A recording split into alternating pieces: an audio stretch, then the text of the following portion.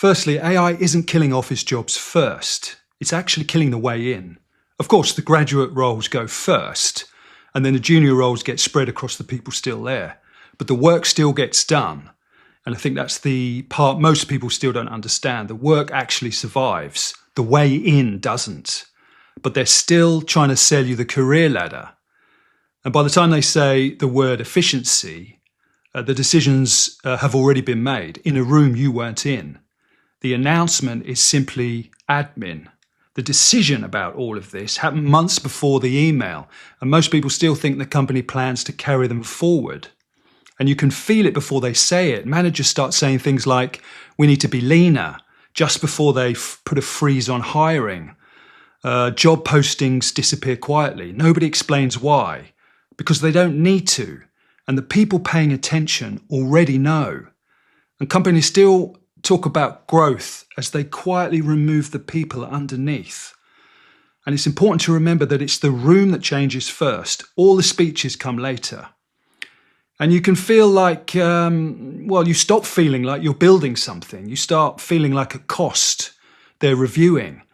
And remember, companies protect revenue before they protect you. And most people don't find that out until the email arrives. I mean, the economy grows, but fewer people get through anyway.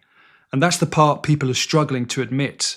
But some people have already moved closer to the people making decisions, closer to the money, closer to the work they still need an actual person to do.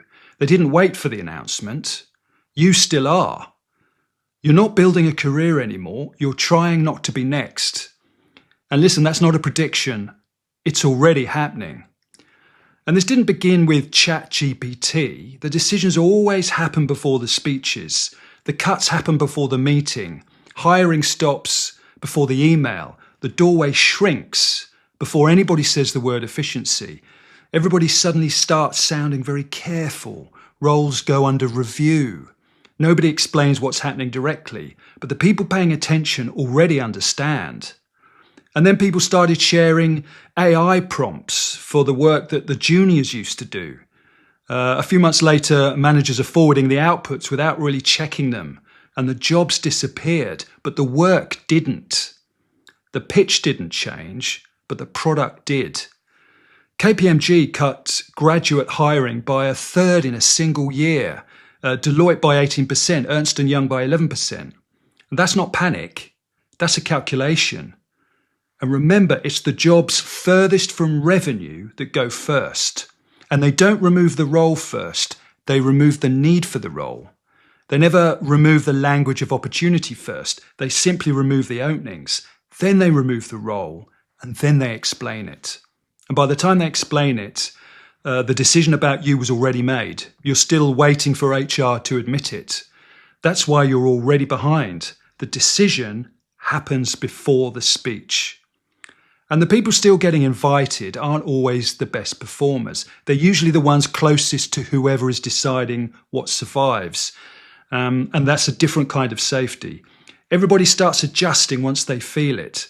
That's why people suddenly sound very careful, typing great question under messages nobody wanted answers, or pressing celebration emojis under efficiency announcements, or watching people announce their redundancies on LinkedIn using words like excited or new chapter.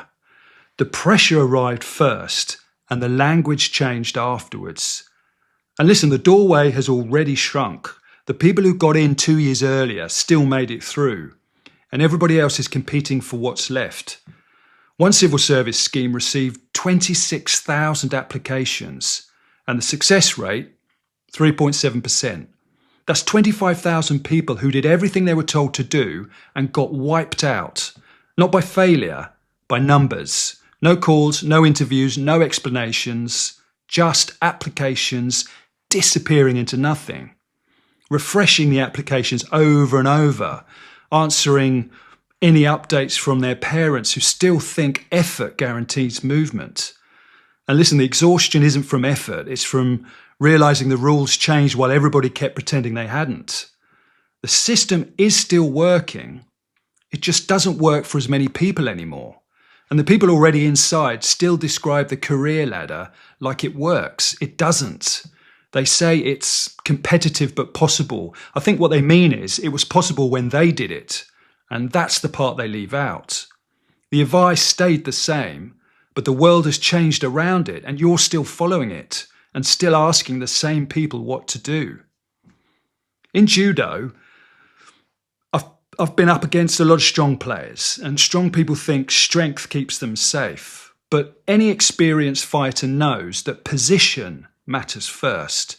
And most careers work the same way. This isn't one company making a bad decision. Graduate jobs listings in UK accountancy fell 44% in a single year. I mean, big tech used to fill nearly a third of the hiring with entry-level workers. Now it's under 6%. The structure still looks the same, but the way in has already changed. And nobody seems to be relaxing anymore. Everybody sounds temporary. The people who stopped sounding temporary all moved closer, not louder, closer. The safety isn't in performing harder, it's in being harder to remove. And Mark Zuckerberg called 2023 the year of efficiency, and Meta's stock doubled, and then 21,000 people lost their jobs. The company made more anyway. The company still worked, but the people were gone. The numbers improve first, and then the damage shows up later. And everybody knows somebody this has already happened to. Layoffs start with a number, not a performance review. And remember this, it's the roles furthest from the revenue that go first. I mean, performance sometimes protects you, but position protects you longer. And the graduate scheme still exists, but the teaching part has quietly disappeared. Watch who stopped getting hired, which teams stopped replacing people who left, which projects quietly lost funding.